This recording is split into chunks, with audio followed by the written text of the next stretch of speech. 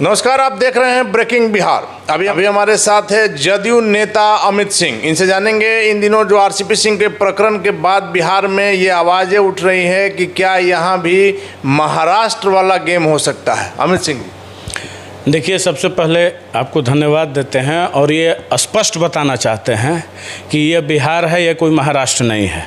और महाराष्ट्र वाला गेम करने की नौबत क्यों आएगी? ये पार्टी किसकी है? आदरणीय मुख्यमंत्री नीतीश कुमार जी बनाए और सींचने का काम रामचंद्र बाबू ने किया, तो पार्टी किसी और की। जब दूसरे के घर को तोड़ना हो तब ना आदमी देखता है कि भाई दूसरे का घर हमको तोड़ना है। आपका तो खुद का घर टूट गया है। हमारा घर नहीं टूटा है ना, वो लोगों को दिख रहा है। हमारा घर टूटा नहीं है। हम जदयू में हैं और आगे भी बने रहेंगे। और ये घर हमारा है। मुख्यमंत्री जी के बाद अगर कोई उत्तराधिकारी है तो वो रामचंद्र बाबू हैं, दूसरे कोई नहीं। आपकी बात 100% सही है कि मुख्यमंत्री नीतीश कुमार के सबसे ज़्यादा करीबी, सबसे ज़्यादा विश्वास पात्र, पार्टी में नंबर 2 की हैसियत रखने वाले आरसीपी सिंह जी की ये स्थिति किसी ने कल्पना नहीं की होगी, इसलिए यह सवाल उठ रहा है। अमित बाबू, देखिए, परिस्थिति जो दिखता है, राजनीति में जो दिखता है वो होता नहीं है। अभी आप मुख्यमंत्री जी को नहीं समझ पाएंगे। मुख्यमंत्री जी को कहा जाता है कि कोई नहीं समझ पाएगा। भगवान ही समझ पाते हैं, नीचे के इंसान नहीं समझ पाएंगे। वो रियल चाणक्य हैं। स्क्रीनिंग भी तो हो सकता है। लोग ये क्यों नहीं समझ रहे हैं कि स्क्रीनिंग का दौर है और बहुत बड़े बड़े बयानवीर लोग आ रहे हैं। बोलने का कुछ बोलते हैं, कुछ जिनका शब्दों का चयन तक उचित नहीं होता है। तो ये बोलने दीजिए, समय आने पे सब कुछ परिलक्षित हो जाएगा। लेकिन अमित सिंह जी, ये कहने से काम नहीं चलेगा कि समय आएगा तो होगा। मुख्यमंत्री नीतीश कुमार जी की क्या छवि है देश विदेश में, उनके जैसा छवि वाला कम से कम नेता नज़र आज के समय में कम आ रहा है, जिस पर आज तक इतने साल के राजनीतिक जीवन में कोई दाग नहीं है। वैसे व्यक्ति को अगर आरसीपी बाबू वाले में बात आ रही है तो निश्चित ही, क्योंकि मुख्यमंत्री नीतीश कुमार के विरुद्ध या पार्टी के विरुद्ध, जहां तक हमारी जानकारी है, हो सकता है हम गलत हों, लेकिन जहां तक हमारी जानकारी है, पार्टी नेतृत्व के खिलाफ या मुख्यमंत्री नीतीश कुमार जी के खिलाफ आरसीपी बाबू ने कभी भी एक शब्द नहीं कहा है। और उनके खिलाफ तमाम बातें कहने वाले लोग आज मुख्यमंत्री जी के दाएं बाएं। देखिए, हमारे मुख्यमंत्री जी को आप अच्छे से जानते हैं, पूरा हिंदुस्तान अच्छे से जानता है। उनमें यही तो सबसे बड़ा गुण है कि वो क्षमाशील है। चाहे कोई बहुत सारे अभी जो दाएं बाएं लोग हैं, उसमें साइबेरियन पक्षी भी हैं, उसमें गाली गलौज करने वाले लोग भी हैं, फिर भी उनको उतना ही मुख्यमंत्री जी को क्या कुछ नहीं कहा, जेल तक भेजने की बात कर रहे थे, गाली दे रहे थे, कह रहे थे उनकी हैसियत कितनी है, राजनीति के सबसे बड़े नौटंकीबाज हैं, ठीक है, सबसे बड़े नौटंकीबाज हैं, फिर भी उनको सम्मान दे रहे हैं ना। एक अभिभावक का यही प्यार होता है। पुत्र चाहे जितना उधम मचा ले, पिता कभी उस पर नाराज नहीं होता। लेकिन पुत्र कितना भी उधम मचाए, पिता नाराज नहीं होता। आपकी बात सही है, लेकिन वफादार भाई के प्रति भी भाई का कोई कर्तव्य है। बिल्कुल वफादार भाई के प्रति भाई का कर्तव्य है। अभी इसको आप इग्नोर नहीं कर सकते हैं। वही तो हम बोले थे। हमारे माननीय मंत्री अशोक चौधरी जी जो कहे कि माननीय मुख्यमंत्री जी की जिन पर कृपा होती है वो फलते फूलते हैं, यही उनका शब्द का चयन गलत हो गया। वो सीनियर है, मैं उन्हें गलत नहीं कह सकता हूँ, मेरी उतनी बड़ी हैसियत नहीं है, लेकिन उनका शब्द का चयन शालीनता के साथ कहते हैं कि गलत है। लेकिन अमित सिंह जी, जिस प्रकार से आरसीपी बाबू आए दिल्ली से और उन्होंने कहा कि मैं अपने जिस मुकाम पर हूँ मैं अपनी मेहनत से हूँ, लेकिन उसके तुरंत बाद जदयू नेतृत्व का क्या आया? वैसे लोगों का बयान आया जिनकी आरसीपी सिंह के सामने क्या हैसियत है आपको पता है, जिन्होंने कहा कि मुख्यमंत्री की कृपा से आज आप जो हैं वो वही तो बता रहे हैं।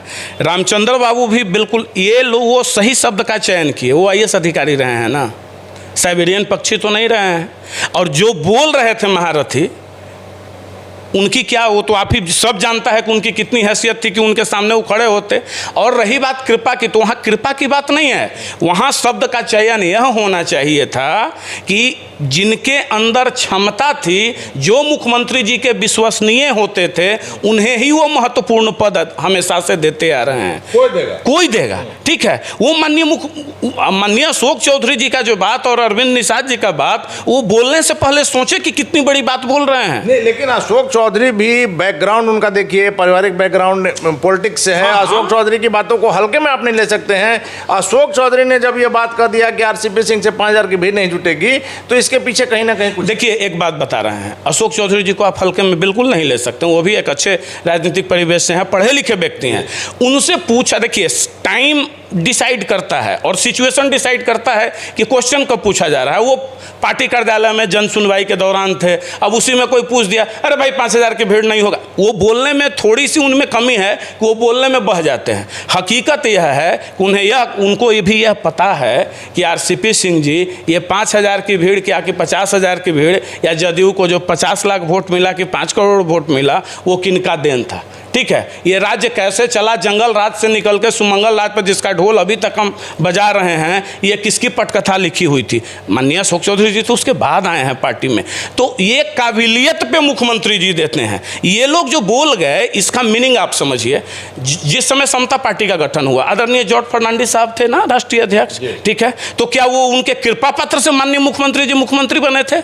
नहीं, इनमें काबिलियत थी, इसीलिए जॉर्ज फर्नांडिस साहब ने बिहार का कमान इनके हाथ में दिया। मैंने शुरू में कहा कि मुख्यमंत्री जी पर प्रश्न चिन्ह नहीं है। आज के दौर में दूसरे लोग उनका उदाहरण देते हैं कि सुशासन बाबू ने जो काम किया, बिहार में जो काम किया, ये कोई नहीं कर सकता है, और उन्होंने करके दिखाया है। लेकिन वैसे में क्या मुख्यमंत्री जी को ये नजर नहीं आ रहा है कि उनके सबसे विश्वास पात्र लोगों को उन्हीं के लोगों के द्वारा बेइज्जत किया जा रहा है? अब यहीं पे एक कंट्रोवर्शियल बात आपको बताते हैं। 2 दिन पहले के एक टीवी डिबेट में हम सुन रहे थे, जैसे बोले ना, किन्हीं का बयान आया था, उपेंद्र कुशवाहा जी का या किन्हीं का, कि भाई 117 से 72 क्यों, 72 से 41 क्यों?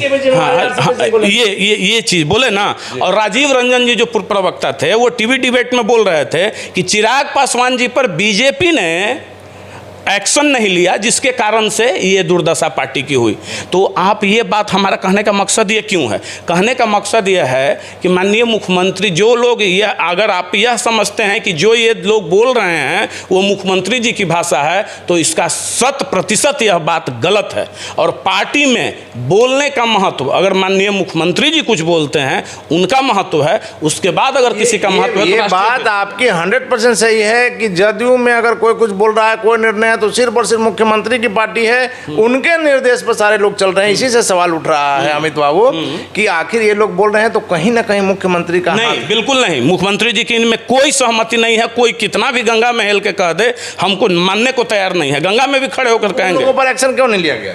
देखिए, अच्छा, आपको ये पता नहीं है कि माननीय मुख्यमंत्री जी पहले देखते हैं आप कितनी उड़ान उड़ सकते हैं, आपको ओपन टू स्काई छोड़ते हैं, और जब समय आने पे आपको ज़मीन पे भी लाने में देर नहीं करते हैं। तो जो बयानवीर लोग हैं आज जो बोल रहे हैं, देख रहे हैं कि इनकी कितनी बुद्धिमत्ता है। लेकिन अमित सिंह जी, ये आपकी बात तो फिर आरसीपी सिंह पर भी लागू हो सकती है कि आरसीपी सिंह के कद को छोटा करने के लिए मुख्यमंत्री जी ने ऐसा किया? नहीं, आरसीपी सिंह जी के कद को छोटा करने के लिए नहीं। आरसीपी सर ने पहले इंटरव्यू में कह दिया था कि राज्यसभा मुझे नहीं भेजा गया, तो इसके आगे माननीय मुख्यमंत्री जी का कोई हमारे लिए अच्छा ही सोचे होंगे। अरे भाई, राष्ट्रीय अध्यक्ष बन ही गए, संगठन महामंत्री बन ही गए, राज्यसभा चले ही गए, तो अब बचा क्या? सबसे बड़ी बात है कि जदयू में जो संगठन का विस्तार आरसीपी सिंह ने किया, वो भी एक काबिल तारीफ थी। और इसके बाद क्या बचा? वो तो तारीफ सब लोग कर रहे हैं, कोई मुंह से बोले या ना बोले, अंतरात्मा सबकी जानती है कि वो संगठन की जो वो काम किए, कमरे से निकालकर बूथ तक पहुंचाए। और उत्तराधिकारी भी तो हो सकते हैं आरसीपी सिंह, ये अभी किसी को दिख नहीं रहा है। और आज हम स्पष्ट तौर पे कह रहे हैं कि समय आने दीजिए, रामचंद्र बाबू ही जदयू के उत्तराधिकारी हैं, थे और होंगे। चलिए अमित सिंह जी, आखिरी सवाल है कि तब आपकी बातों से माना जाए कि मुख्यमंत्री नीतीश कुमार में और आरसीपी बाबू में कहीं किसी तरह का कोई मतभेद नहीं है, जो भी बातें इन दिनों आई हैं वो भ्रामक है? बिल्कुल सही। ना ही मुख्यमंत्री नीतीश कुमार जी में, रामचंद्र बाबू में, ललन बाबू में, इन लोगों में कोई भी ये मतभेद नहीं है, कोई कंट्राडिक्टरी नहीं है, कुछ भी में नहीं है। और ये जितने साइबेरियन पक्षी लोग हैं ना, जो अभी उधम मचा रहे हैं, तो ये रहेंगे कहाँ? ये आपको लगता है वक्त के साथ फिर यहाँ से उड़ जाएंगे? चूंकि ये तो हैं साइबेरियन, यहाँ आएंगे, दाना चुगेंगे, फिर यहाँ देखेंगे कि अब दाना खत्म हुआ, तो दानापुर से उड़ के फिर अपने जगह पे चले जाएंगे। आपने सुना अमित सिंह जो जदयू के नेता हैं, वरिष्ठ नेता हैं, आरसीपी सिंह के काफ़ी करीबी हैं। इनका साफ का नाम है कि मुख्यमंत्री नीतीश कुमार और आरसीपी बाबू में कहीं कोई मतभेद नहीं है। आरसीपी सिंह ही जदयू के मुख्यमंत्री के बाद के उत्तराधिकारी हैं। पहले भी वो मुख्यमंत्री से जो करीबी थे वही आज भी है, और जो व्यक्ति उनके खिलाफ बयान दे रहे हैं उसको इन्होंने साइबेरियन पंछी से तुलना की है, जो वक्त के साथ उड़ जाएंगे और सच सामने आएगा। आरसीपी बाबू जदयू में थे, जदयू में हैं और जदयू में बने रहेंगे। आगे क्या होगा देखना काफ़ी दिलचस्प होगा। फिलहाल आप बने रहें ब्रेकिंग व्यक्स।